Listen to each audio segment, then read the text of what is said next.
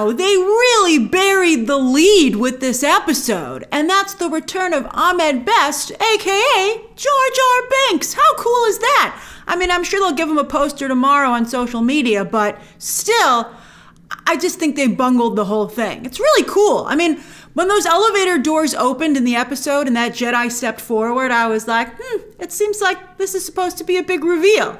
But I couldn't place, unfortunately, the actor or the character. So a quick Google search after the episode revealed to me that it was Best, playing Kelleran Beq, a Jedi from the kids' Star Wars trivia game. Talk about a deep cut. For those of you unfamiliar with the term deep cut, it means something that is recognizable or familiar only to passionate enthusiasts of a specified subject. In other words, hardly anybody knows about it. I think Best, and the whole appeal is like you prove how much you love something if you're like, oh, I know what that is.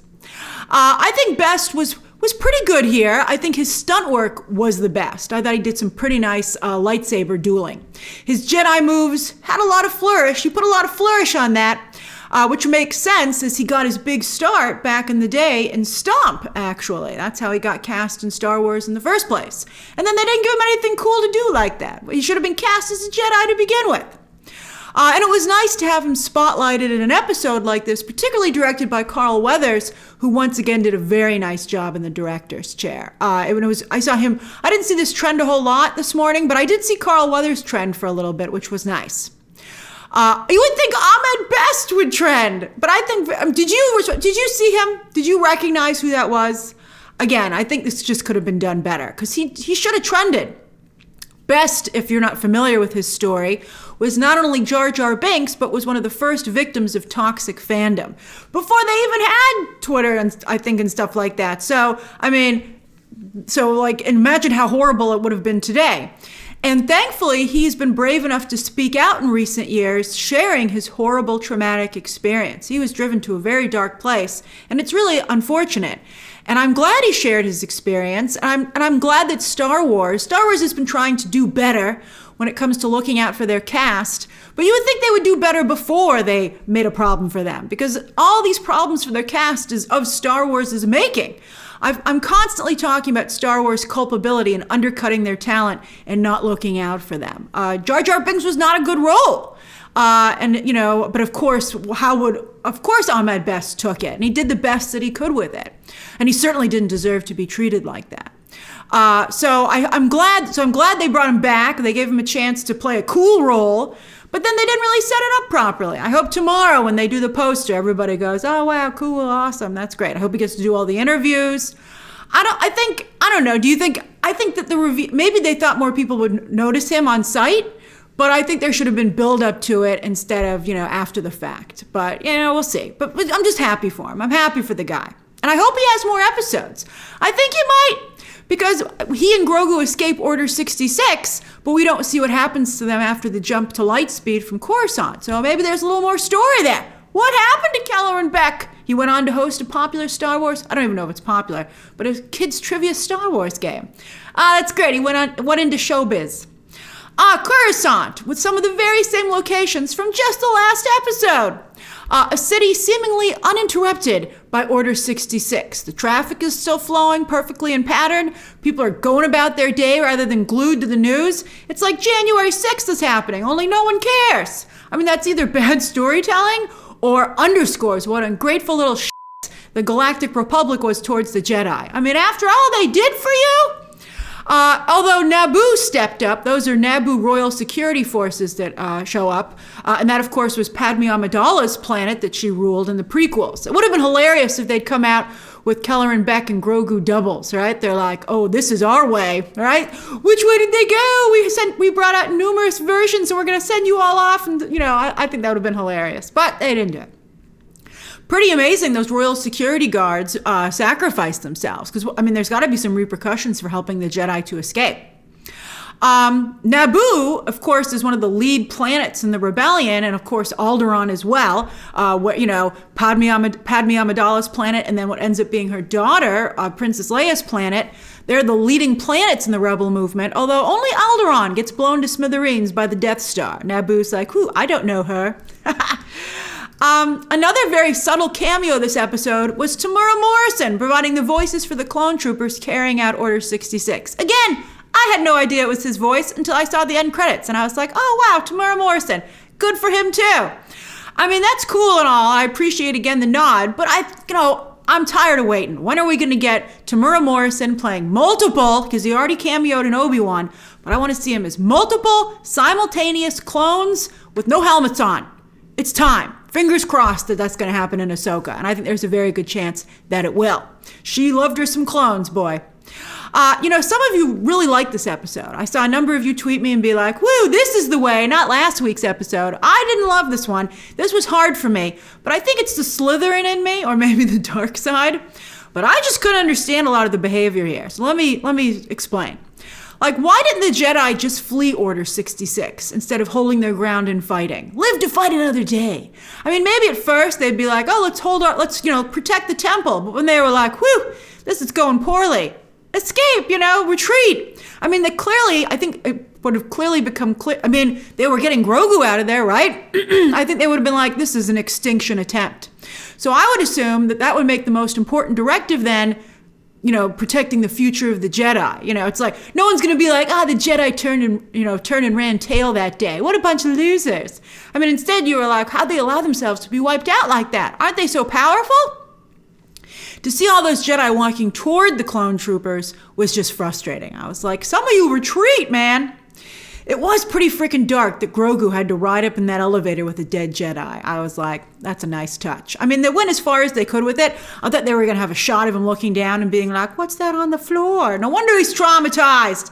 But still, even just the hint of it, I thought was really, again, I guess it's the Slytherin and dark side in me. But I mean, I think that if they want to really drive home the horror of Order 66, which to this day I don't think they really have, I think they always focus on the betrayal. It's like just focusing on Caesar being really like insulted rather than stabbed a ton of times in the back. But yeah, so really, really interesting. I still don't think they've ever done Order 66 correct. But I like that touch. And I thought that was the way. That was a step in the right direction. What else bothered me? Grogu's lack of strategy. That's what he needs to be learning. Because instead of the flippy flips, and by the way, I think Grogu cheated. I think you're only supposed to do 1 dart per round. If I were that other Mandalorian kid, I'd be like, what's with the 3 darts in a row, man? Anyway, I thought for sure when the face-off started that Grogu would use the Force to simply deflect the darts, instead of keep taking paint darts to the gut. That's the thing. That's the cool thing about Jedi, especially someone like Yoda who's got tiny little legs, right? Work smarter, not harder. I can be like, you fire darts at me all day, but they're not going to hit me. Foom, foom, foom. I would have pulled Grogu aside and been like, we need to have strategy lessons. And while I appreciate him getting more armor, that was very cute. Didn't really fit, but maybe he'll grow into it a little bit. I started to envision him older with like a Jedi robe over Mandalorian armor. It's going to be tough for him to move. Good thing, Yoda again does not someone. By the way, Yoda never worked. I know it wasn't great that he became mostly a CGI character in the prequels, but Yoda doesn't really work when he's hopping around and doing a bunch of stuff. Yoda is like, plays it cool. That's when Yoda really was the most effective. And so I would give Grogu that same note. If I was, Grogu's acting coach, I'd be like, less is more, Grogu. Less is more.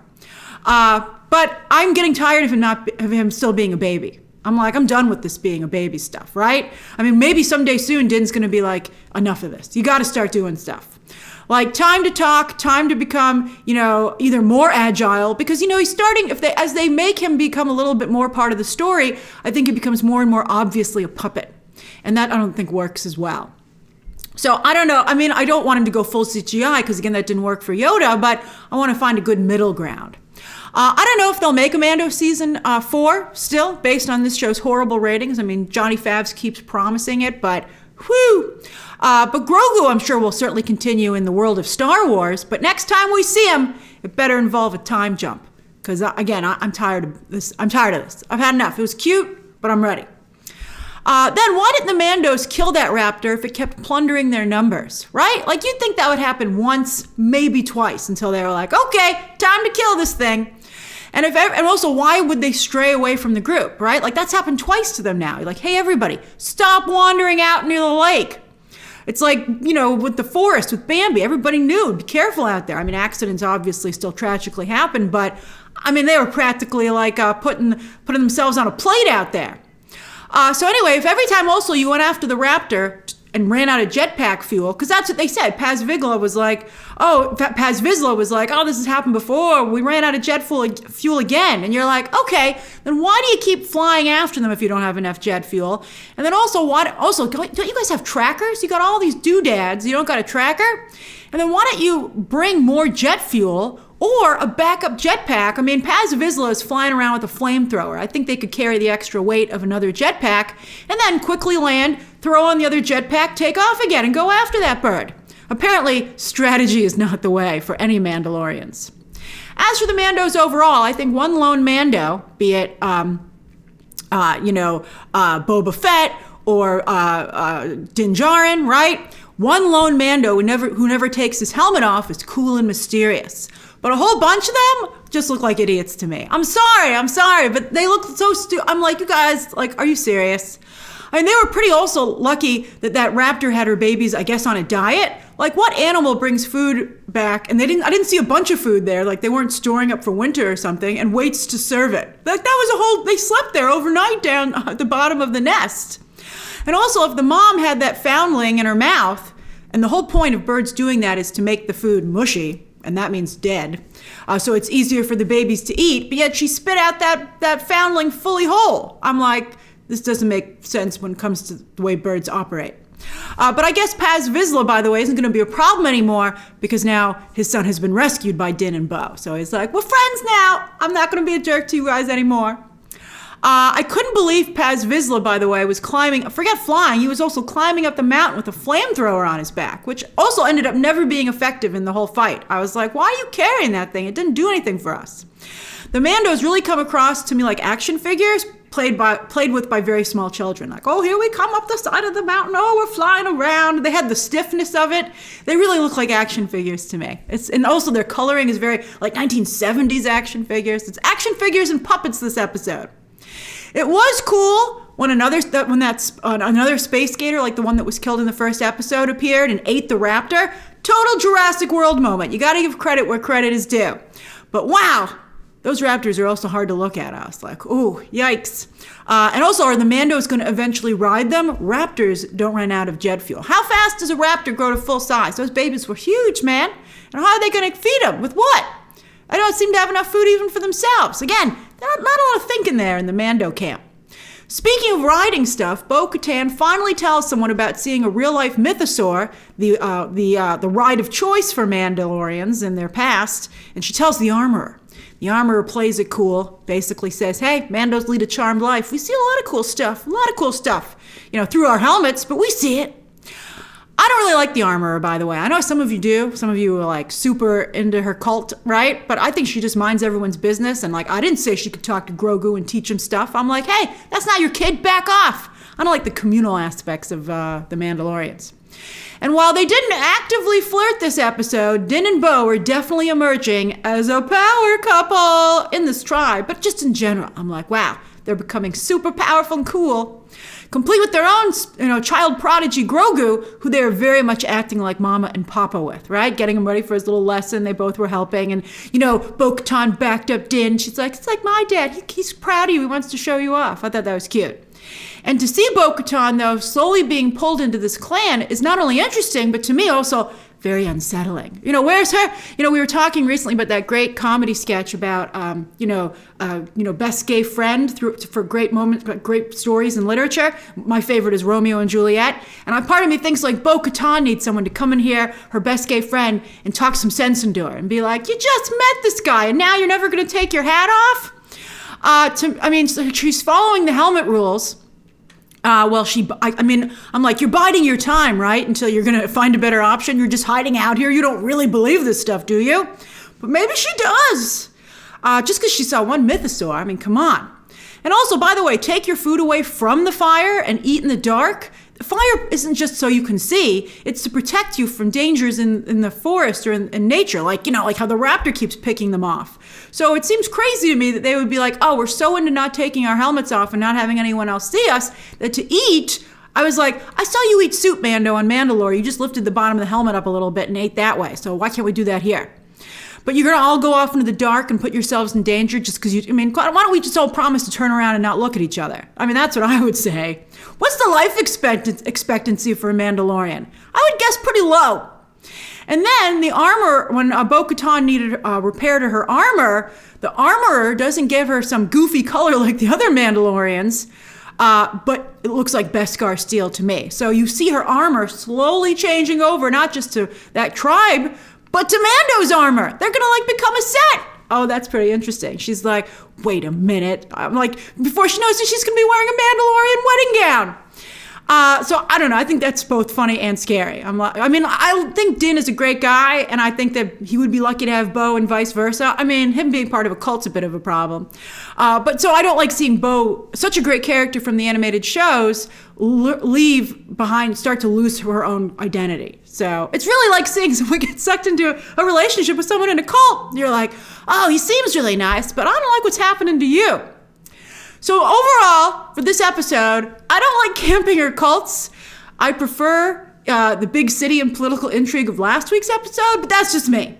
I know a lot of you enjoyed this episode, so I think for The Mandalorian, they really have a bit of an identity crisis. What is the way for this show? I will say that so far, Bad Batch Season 2 is better overall than Mandalorian Season 3. It just is more cohesive. It's got more going on. They can take their helmets off over there. And the shows have become so similar because Filoni's making everything the same, live action or animated. And he has a very specific style of storytelling, which I've come to love. But I can tell you from the past shows that they've done, not a big audience. So it's tough. Maybe someone should say, wow, Filoni, the people who love your stuff love it so much. And I too enjoy it. Well, it's a small group. So we'll see what happens. We'll see. By the way, Bad Batch Season 2 wraps up next week with 2 episodes as their season finale. And I'll be, at some point, I'll see. I don't know if they're going to give me those episodes in advance, but I'm going to try and review Bad Batch Season 2 as well. Big stuff happening over there. I'm very curious to hear what happens in their season finale. They wouldn't give it to press, so it's got to be pretty good. All right, so what did you think of episode 4 versus episode 3? Share your thoughts down below. Subscribe today. And of course, as always, you can check out some more videos right now.